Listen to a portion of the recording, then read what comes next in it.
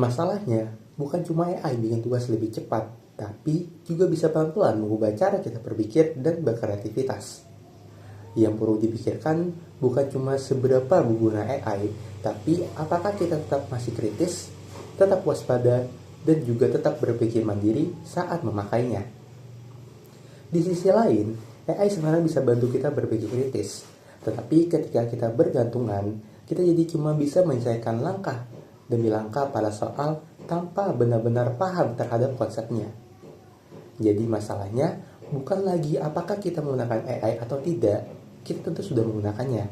Pertanyaan sekarang, ketika AI menyelesaikan tugas, siapa yang sebenarnya sedang belajar? Setelah melihat berbagai jurnalnya tadi, muncul sebuah pertanyaan pada benak teman-teman. Pada konteks belajar, sebenarnya AI itu apa sih? Jadi, AI secara sederhana adalah suatu sistem yang membaca perintah yang kita berikan lalu membantu menghasilkan suatu jawaban. Bisa berupa ringkasan, ide, penjelasan, ataupun umpan balik dalam hitungan detik. Jadi AI bukan hanya sebagai alat bantu dalam mencari suatu informasi, tetapi juga alat yang ikut masuk pada proses berpikir kita. Kondisi inilah yang menimbulkan masalah utamanya, karena dalam konteks belajar terdapat dua mode dalam penggunaan AI, yaitu AI sebagai partner berpikir atau AI sebagai pengganti berpikir. Nah, maksudnya gimana? Pada AI sebagai partner berpikir berarti AI membantu kita memahami konsep, memberikan suatu contoh, mengkritik suatu draft, atau memberikan pertanyaan balik. Tetapi di sini, peran manusia tetap sebagai pengambilan keputusan dan memegang penalaran utamanya. Kemudian mode satunya yaitu AI sebagai pengganti berpikir, berarti AI hanya menyusun isi utama, argumen, bahkan jawaban final. Sementara dari kitanya hanya menerima hasil tanpa ikut campur langsung. Kedua mode ini jika kita lihat-lihat sebenarnya nggak sekompleks itu perbedaannya. Tetapi teman-teman tahu nggak kalau perbedaan dampaknya itu ternyata sangat besar, di mana berdasarkan publikasi dari OECD atau Organization for Economic Cooperation and Development, sebenarnya terdapat suatu simulasi menarik atau penelitian menarik pada suatu pembelajaran siswa tentang matematika. Yang teman-teman tahu, matematika sendiri itu membutuhkan suatu aspek kognitif yang sangat tinggi. Jadi ketika siswa mengerjakan tugas matematika dengan bantuan AI, bisa dilihat terdapat suatu peningkatan sebesar 48% pada hasil latihannya. Tetapi sayangnya, ketika ujian tanpa akses AI, yaitu Gen AI tadi, terdapat suatu penurunan sebesar 17%.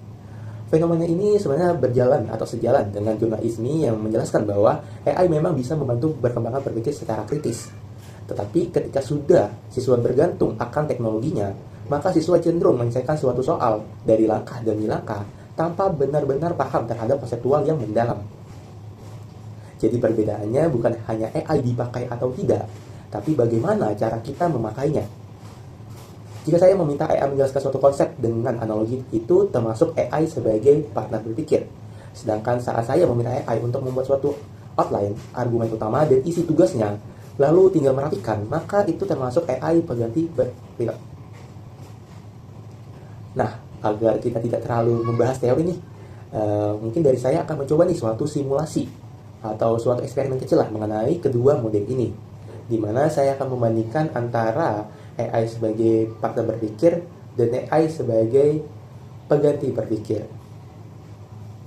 Pada tahap ini, saya akan melakukan satu simulasi kecil untuk membandingkan kedua model ini dengan nantinya kita akan melihat hasil akhirnya teman-teman untuk membandingkan sebenarnya kalau dari segi dampak baik yang AI sebagai pengganti berpikir atau AI sebagai partner berpikir. Nah, output yang kita bandingkan ini sistematikanya nanti kita dimulai dengan penentuan suatu topik dari kedua model ini karena simulasi ini dilakukan oleh saya sendiri. Jadi baiknya kita memilih topik yang berbeda agar dia bisa lebih netral tetapi memiliki outcome yang tetap sama, yaitu mulai dari definisi secara konsep, mengapa konsep dari ini tuh penting, atau dan juga contoh penerapan dalam dunia nyata itu seperti apa. Lalu bagaimana cara kita membandingkannya? Nah, kita nanti akan membandingkannya dengan menggunakan 5 indikator yang berbeda-beda. Sebelum masuk pada indikator penjelasan, aku ingin menjelaskan sedikit mengenai output dan juga learning quality, di mana output adalah seberapa cepat dan seberapa rapi jawaban bisa selesai. Sedangkan learning quality adalah seberapa pemahaman kita bisa terbentuk, bisa menjelaskan kembali pada kasus baru, dan terdapat di mana kita benar-benar bisa menjelaskan menggunakan pemikiran dan kata-kata dari diri kita sendiri. Nah, terdapat 5 indikator yang akan dibandingkan. Pertama ada time to output, yaitu indikator ini untuk melihat seberapa cepat untuk suatu jawaban bisa selesai sesuai yang kita inginkan. Nantinya indikator ini melalui software yang akan saya lakukan. Baru yang kedua ada transfer ability, yaitu indikator ini dilihat apakah pemahaman itu benar bisa dipindahkan ke sesuatu hal yang baru atau kasus baru, bukan hanya cocok pada suatu kondisi awal saja. Dan indikator ini akan dinilai rentang 1-5 melalui pertanyaan yang diajukan oleh AI untuk dinilai secara objektif. Yang ketiga ada presentasi oral, di mana indikator ini untuk melihat apakah saya bisa menjelaskan suatu konsep tanpa melihat catatan, di mana kita akan melakukan suatu video untuk merekam tersebut, baru akan dikonversi menjadi transkripsi dan akan diberikan kepada AI untuk dinilai lebih jauh. Yang keempat adalah verifikasi, di mana untuk mengetahui seberapa yakin saya terhadap jawaban saya dan apakah saya tak perlu melakukan suatu pengecekan ulang pada bagian tertentu. Nantinya indikator ini akan dinilai rentang 1-5 melalui pertanyaan yang diajukan oleh AI untuk dinilai lebih objektif dan lebih jauh. Yang kelima ada ownership of idea. Indikator ini dilihat apakah ide dalam jawaban saya benar-benar bisa dipahami dan bisa dipertanggungjawabkan, atau hanya sekedar kita melihat copy paste nih dari disusun oleh AI. Nantinya indikator ini dinilai rentang 1-5 melalui pertanyaan yang diajukan oleh AI untuk menilai indikator ini lebih objektif. Oke, mungkin pertama kita akan menjelaskan pada simulasi perilaku mode 1, yaitu AI sebagai pengganti berpikir, di mana pada mode pertama ini saya akan menggunakan AI sebagai pengganti berpikir dengan prompt. Saya punya tugas menjelaskan topik X. Tolong buatkan jawaban lengkap 300 kata yang menjelaskan definisi, pentingnya, dan satu contoh penerapannya. Dan gunakan bahasa yang jelas dan rapi. Selanjutnya simulasi mode kedua, yaitu AI sebagai partner berpikir. Pada mode kedua ini saya akan menggunakan AI sebagai partner berpikir dengan prompt. Saya ingin mengerjakan tugas dengan topik Y. Jangan buatkan jawaban final dulu. Tolong jelaskan maksud topiknya, apa saja yang perlu saya pahami, lalu ajukan 3 pertanyaan baik supaya saya bisa menyusun jawaban sendiri. Bisa dilihat sebenarnya promptnya sangat berbeda, yaitu prompt yang ingin belajar dan prompt yang ingin langsung jawaban hasil akhir. Nah, sebenarnya dari 2 perbandingan mode ini, yaitu AI sebagai partner berpikir maupun juga AI sebagai pengganti berpikir, bisa dilihat nih teman-teman. Jadi kalau kita lihat sebenarnya berdasarkan rekap tersebut, AI sebagai pengganti berpikir itu terasa lebih menguntungkan, apalagi cuma butuh waktu 2 menit seperti yang saya jelaskan sebelumnya. Dimana tentunya jika kita lihat bahwa mode AI sebagai partner berpikir membuat kita lebih bisa menjelaskan dan merasa lebih konsepnya itu benar-benar kita miliki. Kita bisa menjelaskan secara bahasa kita sendiri. Menariknya, tetapi di mode ini tidak langsung unggul teman-teman pada semua indikatornya. Tetapi saat penerapan konsep pada konsep baru, akhirnya itu tetap bergantung pada diri kita sendiri. Apakah kita benar-benar aktif berpikir saat proses berpikir? Jadi, daripada bingung memilih 2 mode ini lebih baik yang mana, mari kita langsung membahas nih terhadap dampak dari penggunaan 2 AI ini. Jika kita lihat secara sekilas, sebenarnya AI sebagai pengganti berpikir secara aspek cepat itu baik, rapi, dan juga efisien, tentu lebih menguntungkan.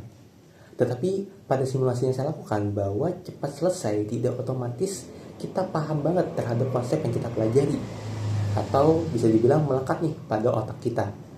Sedangkan AI sebagai partner berpikir memang terasa lebih lambat, tetapi bisa membantu kita menjelaskan ulang dan terasa benar paham suatu konsep dengan menjelaskan ulang menggunakan bahasa kita sendiri.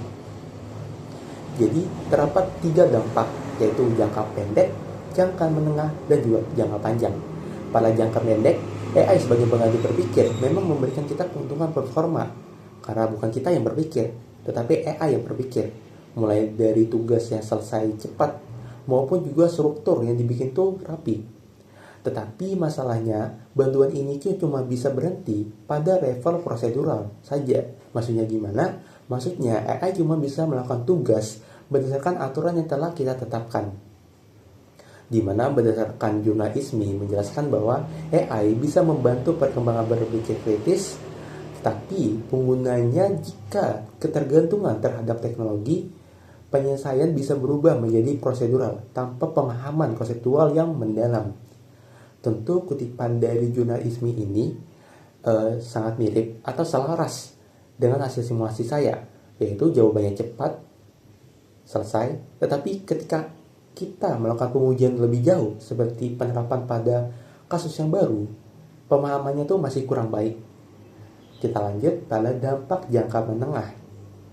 Pada jangka menengah, mode AI sebagai partner berpikir menjadi penting, di mana berdasarkan jurnal Frontiers in Education menekankan bahwa penggunaan AI mulai dari critical thinking krusial, medial role, dan juga yang berpengaruh bukan hanya kegunaan alat, tetapi juga mulai dari strategi thinking, epistemic vigilance, and intellectual autonomy.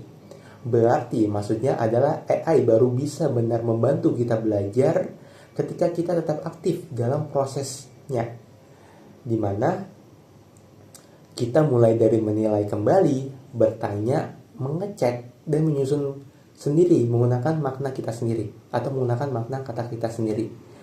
Kutipan itu selaras dengan simulasi saya di mana mode AI sebagai partner berpikir tidak membuat saya unggul di semua indikator kalau berdasarkan rekap tadi, tetapi membantu saya menjelaskan ulang dan merasa konsep ini milik saya sendiri. Saya bisa menjelaskan konsep tersebut menggunakan bahasa saya sendiri maksudnya. Jadi AI bukan sebagai jaminan belajar, melainkan alat yang bisa membantu kita